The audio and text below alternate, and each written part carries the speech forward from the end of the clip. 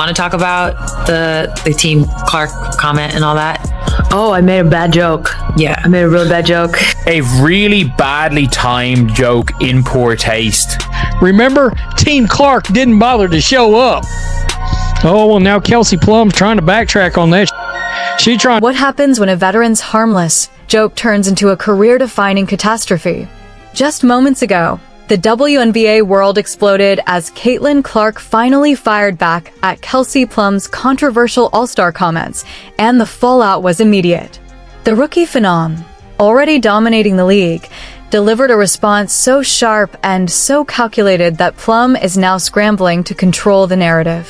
What was meant to be light humor quickly spiraled into one of the most shocking PR disasters the WNBA has seen in years. This is the story of how one ill-timed joke flipped the spotlight, ignited a firestorm online, and may have permanently altered Kelsey Plum's legacy.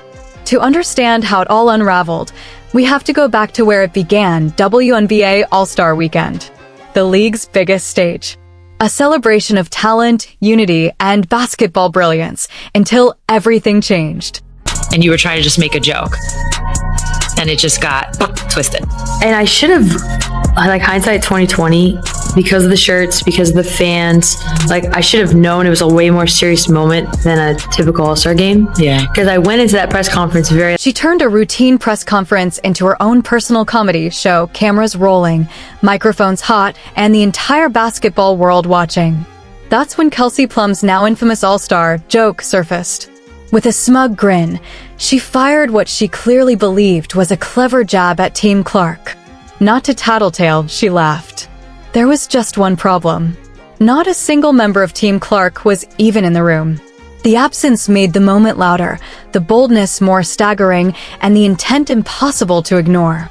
This is a veteran who, by all accounts, should be sending Caitlin Clark a thank you note. Clark's arrival has brought unprecedented attention, packed arenas, record ratings, and new revenue to the league, benefits that line everyone's pockets. Yet instead of lifting the moment, Plum chose to publicly mock the very players helping elevate the WNBA's profile. And it gets even crazier. This wasn't a slip of the tongue or a heat-of-the-moment comment. It was a deliberate shot, delivered on one of the league's biggest stages, during an event meant to celebrate women in basketball. Instead of unity, it sparked outrage. And the consequences were only just beginning. making a joke trying to make the room lighter. Because they were hungover. That was the joke, yes? Yeah, even though they called... Yeah, sorry. I was making a joke that they were hungover, even though our team nickname was hungover. Yes. Yes. So I was like... At least I stand by this. Kelsey Plum. The timing couldn't have been worse, even if she'd planned it. The league was riding an unprecedented surge in popularity, driven largely by Caitlin Clark's record-breaking rookie season. And at that exact moment, Kelsey Plum chose to air her grievances about meeting attendance. The comment was awkward on its own, but the way she delivered it, leaning in as if she were revealing some earth-shattering secret, made the moment painfully cringeworthy to watch. The room went quiet. The internet did not. You'd think a seasoned professional, someone with years of media training, would immediately recognize she'd crossed a line. A quick apology. A clean reset. Move on. But not Kelsey Plum.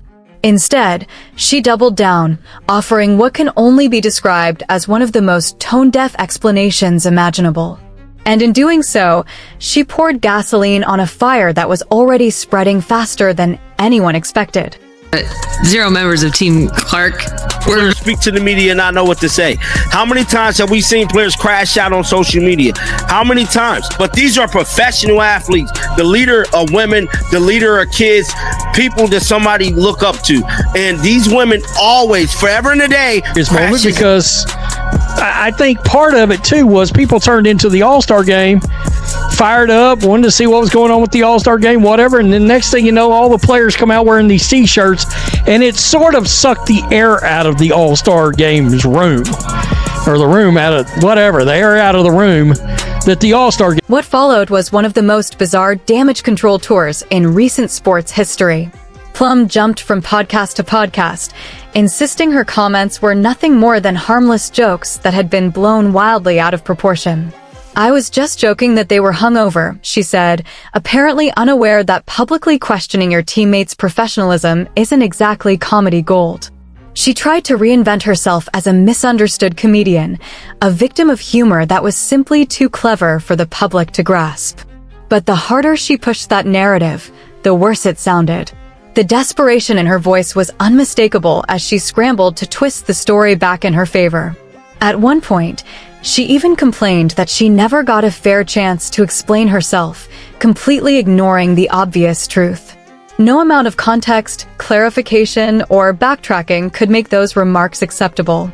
And with every excuse, the backlash only grew louder. Like, people can run with it. And there's like another aspect when it's like you never even get a chance to explain it. It's like Responded a bad joke. Kelsey Dumb's the reason every player in the WNBA needs PR training. Plum is not very bright. I mean, come on.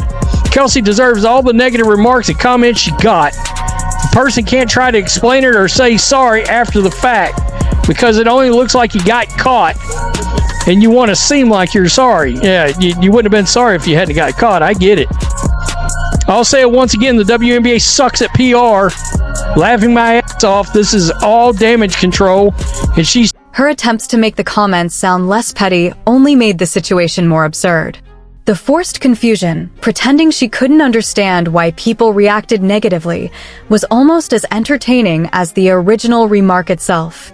It was like watching someone crack a joke at a funeral, then look around genuinely shocked when no one laughs.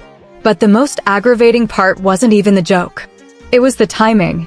This controversy erupted right in the middle of Caitlin Clark's historic season, while she was shattering records, selling out arenas, and pulling an entirely new generation of fans into women's basketball. As Clark elevated the sport and created opportunities for everyone, including Kelsey Plum, we had a veteran player fixated on who did or didn't attend a meeting. The contrast couldn't have been clearer. One player was driving undeniable, positive change. The other was stirring unnecessary drama. And let's not forget, this was only the beginning. Unlikable. And I actually thought she was like one of my more favorite, interesting players for a long time. And some of the ways I've seen her talk and profess things and some of the things that she said, she lost me. I was like, her attitude sucks. There. I said it out loud. Constantly sarcastic and acting like people are taking up her time. Okay. Sometimes, trying to explain away a mistake only makes it worse. And this was one of those moments. What made it especially hard to watch was how clearly it echoed the old patterns that once held the WNBA back. Patterns exposed the moment players like Caitlin Clark arrived and showed the league's true potential. While Clark stayed locked in on her game, breaking records, drawing analysts' praise, and shining a powerful spotlight on women's basketball, some veterans appeared stuck in outdated mindsets. Instead of embracing the explosive growth happening around them, they seemed more focused on preserving hierarchies and calling out perceived slights. The generational divide couldn't be more obvious. Established players like Kelsey Plum seem genuinely unsettled by the attention and success younger stars are bringing in. Even though that success benefits everyone, the energy feels unmistakably back in my day. Only this time, it's not about walking uphill both ways. It's about complaining over meeting attendance, while cashing checks made possible by the very stars being criticized. And here's the twist. Kelsey Plum plays for the Las Vegas Aces, a franchise that, in theory, should represent everything the league's future is supposed to be. I think, if anything, I was just more discouraged because I felt like it took away from the moment of what we were trying to do. yeah. So, yeah, I mean, it's definitely, you don't even get to respond. And if you do, you seem defensive. That's why I didn't even say anything. I was like, all right. No, so that's the thing. The Aces are supposed to be championship contenders. Instead, they've looked increasingly ordinary, while teams led by younger stars continue to generate buzz, headlines, and sold-out arenas. It raises an uncomfortable question. Maybe instead of obsessing over meeting attendance, the focus should be on why veteran-led teams are underperforming as rising stars rewrite the record books. The most telling part of this saga was Plum's constant talk of unity. She insisted everyone was on the same team, all while conveniently ignoring one key detail. She was the one who fractured that unity by singling out specific players in the first place. You can't preach solidarity while creating division, then act surprised when people call out the hypocrisy. But everything changed just 2 minutes ago. After months of taking the high road, saying nothing, responding with excellence, and letting her game do the talking, Caitlin Clark finally spoke.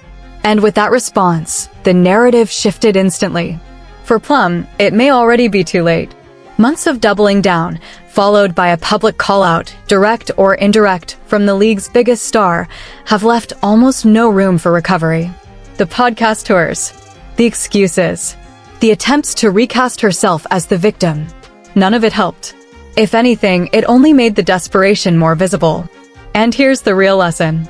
The WNBA is booming because young stars are connecting with fans, elevating the sport, and bringing in audiences the league has never seen before.